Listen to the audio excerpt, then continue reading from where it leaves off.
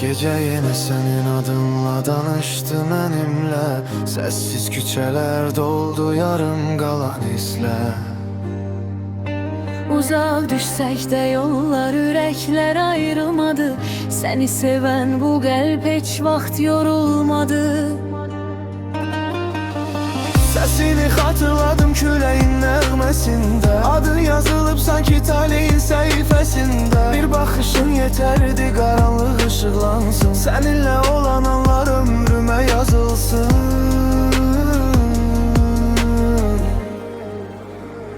Sensiz geçen her günüm yarın bir cümle kimi. Değilmemiş sözlerim kalır yüreğim kimi. Değiller unut geçer ama nece unudum. Senin adın döyünür her defa nefes alın. Sevgi bir sestir yüreğde gizli seda. Həsrət bir köprüdür qovuşturur uzaq. Dayansam dayansa belə bu hiss sönmez. Yeni adın yazılıb artık kalbimin derinliğine.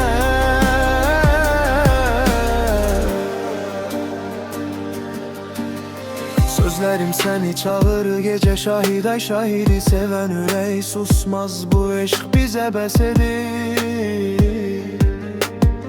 Yolumuz çetin olsa da dönmerik bu yoldan. Sevgi bizi koruyar her karanlığına. Gözlerimde yaş değil hatireler danışır. Seni düşünmək belə qəlbimi sakitləşdirir. Uzaqda olsam belə hiss edirəm varlığını. Sən mənim ən dərinən saf duyğumsan yarım. Bir gün qovuşsa yollar zaman susar karşımda. Seni sevmək yazılıb taleyimin daşında. Sensiz ne bahar gələr ne de güneş doğar. Sevgi sənsə əgər bu ürək daim çağar.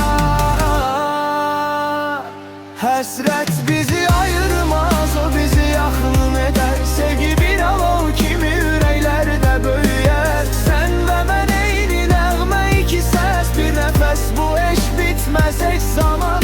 Yaşayır herkesten gizlince.